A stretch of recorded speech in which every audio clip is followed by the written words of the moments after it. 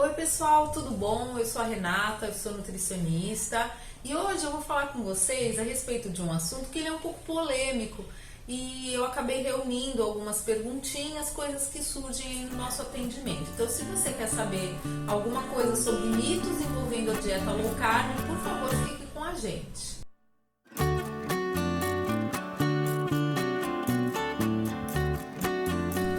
Bom, pessoal, então imagine a seguinte situação, né? Você é nutricionista aí há quase 20 anos, de repente você descobre uma outra maneira, né, de abordar o paciente e tal, e você resolve adotar, né? Foi isso que aconteceu comigo em relação ao low carb. Isso aconteceu em novembro de 2016, quando eu conheci o método para o meu próprio atendimento, né, para o meu autoatendimento. E a partir daí eu comecei a estudar essa estratégia e hoje é uma das estratégias que eu mais utilizo. Não que as outras não tenham mais lugar no meu consultório, não é nada disso. Até porque assim, vocês que acompanham o meu trabalho, os meus vídeos, vocês sabem que eu prezo, acima de tudo, a individualização do paciente. Então, as outras coisas, elas continuam fazendo parte, mas sempre por um novo olhar. Então, assim, muitas vezes, quando a gente adota um estilo de vida low carb, a gente acaba sofrendo um pouco de preconceito, de desconforto das pessoas, até dos profissionais. Então, eu reuni algumas questões que surgem aí no atendimento e gostaria de comentar com vocês.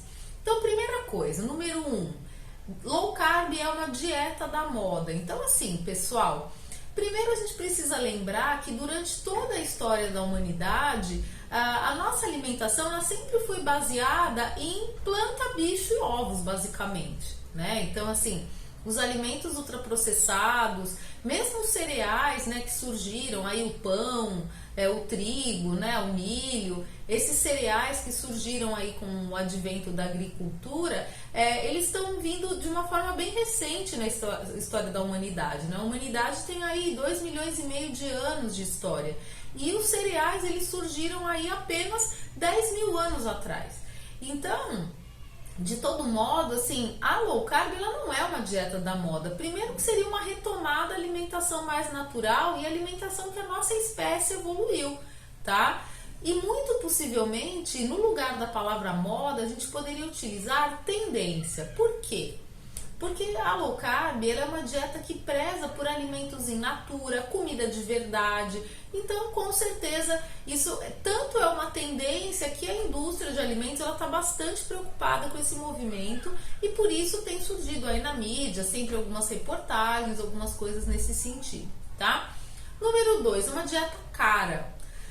Primeira coisa, pessoal, assim, a dieta de baixo carboidrato clássica é uma dieta que a priori ela teria que ficar mais barata. Por quê? Porque se você vai trocar, por exemplo, biscoito industrializado e macarrão instantâneo por açougue e feira, não teria que ser uma dieta cara. Lógico que assim, as farinhas especiais das receitinhas, né, aqueles ingredientes diferentes, eles têm um custo mais elevado, evidentemente. Porém, por exemplo, a gente cansa de ver no atendimento paciente que tomava 3 remédios para diabetes e agora só toma um e ainda da farmácia popular, né? Tomava 3 remédios caros e trocou por um apenas que é oferecido na farmácia popular. Então, digamos que a pessoa deixou de gastar R$ 200 só de remédio para diabetes.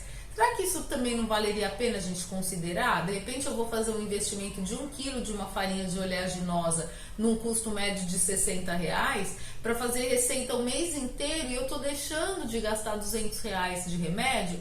É uma coisa para a gente pensar. Mas, se a gente pensar, ovo é barato, salada, legumes e carnes, são coisas que a gente já comeria. Você já comeria, entre aspas, uma mistura na sua casa, né? Ou carne ou frango, tá? Terceiro item, não é sustentável a longo prazo. Quando as pessoas falam isso pra mim, gente, bom, eu sou nutricionista já há 22 anos, né?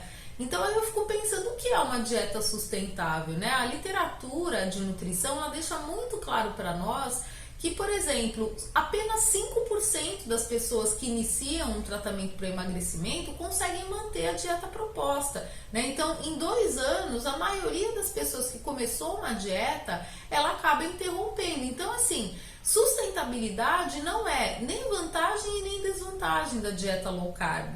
Agora, o fato de você aderir a alimentos in natura, comida de verdade, teria que ter mais facilidade de adesão do que, por exemplo, uma dieta que você conta calorias. Então, se você pensar em termos de sustentabilidade da dieta e de manutenção desse novo comportamento, uma dieta que tem como objetivo diminuir a sua fome e permitir que você tenha um período sem tanta compulsão, é muito mais fácil de você manter a sua vida sem fome do que com fome. Então, se a gente pensar em relação a isso, seria sustentável sim, tá?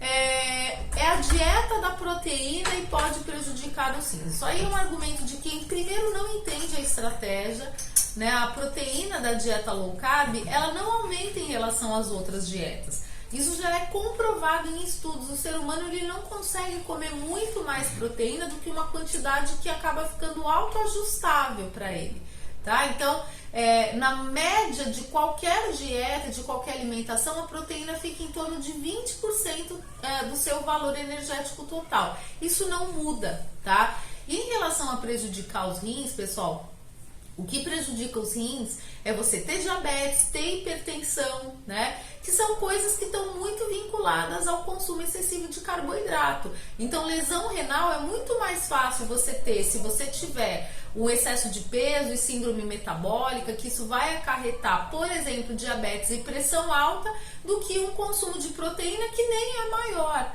tá? Então, eu acho que não existe relação causal entre alimentação, né, low carb e lesão renal, muito pelo contrário, né? Se vocês depois quiserem referências, a gente pode colocar também, tá?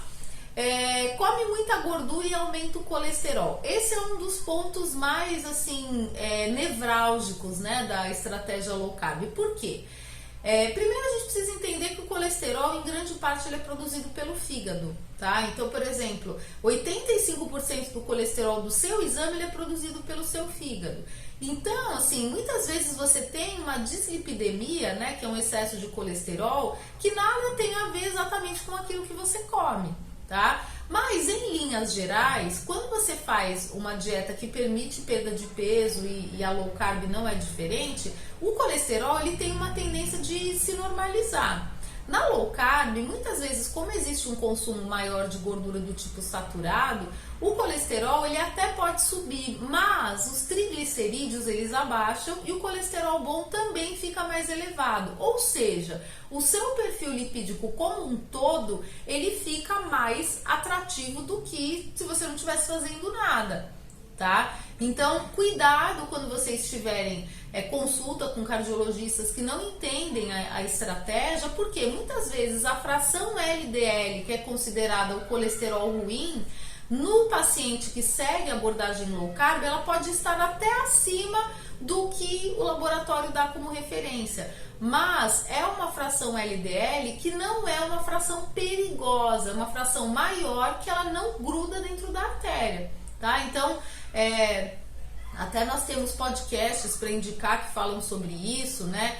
Alguns cardiologistas de low carb que eles trazem esse panorama, mas em linhas gerais, para você saber se o seu perfil lipídico ele está bom ou não, você também precisa considerar outras coisas, inclusive os triglicerídeos e o colesterol HDL, tá? Então assim, não faço low carb porque aumenta o colesterol. Vamos lembrar, a fração que aumenta geralmente não é uma fração considerada aterogênica, tá? Quando para, engorda o dobro. Bom, pessoal, assim, eu acho que isso é um medo que as pessoas têm, né, em relação a qualquer dieta, não é só em relação a low carb, mas isso tem muito a ver com o nosso perfil adaptativo, né? O nosso organismo, ele se defende da perda de peso.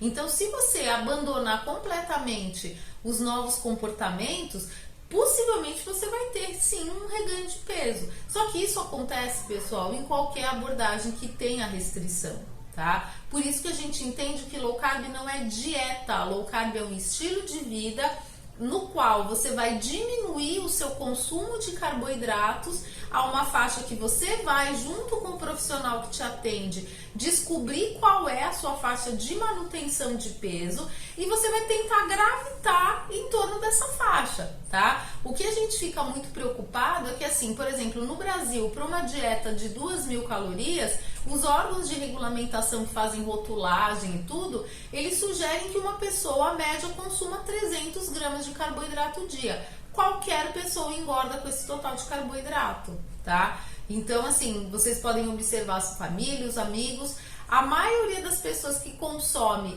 esse número de gramas aí de carboidrato tem um ganho de peso progressivo. Se você voltar a comer essa quantidade de carboidrato, muito possivelmente você vai ter um reganho sim, tá? E eu gostaria também de deixar para vocês, pessoal, que assim, antes de qualquer coisa, uma dieta low carb, ela tem uma faixa bem flexível, né, de quantidade. A gente falou isso num programa que a gente esteve recentemente. Então, low carb, uma dieta low carb já pode ser uma dieta de 150 gramas de carbo dia. Se você pensar que os órgãos de regulamentação sugerem 300, de repente para você, um low carb mais permissivo, uma faixa de carboidrato um pouco maior, pode ser que ela atenda a sua necessidade. Tá? Então, assim, de 150, que seria o valor máximo de uma low carb, até 20, que seria uma cetogênica, por exemplo, dentro dessa faixa, com certeza alguma coisa vai atender a sua necessidade e a sua expectativa. Tá bom, pessoal? Então, se você gostou desse vídeo, dá um like pra gente, convide seus amigos, acione também as notificações, acompanhe também as nossas lives no Instagram, às quartas-feiras, a partir das 20 horas, no meio da Doutora Cristina também, @Doutora Cristina Fará. E nós esperamos vocês no próximo vídeo. Até lá!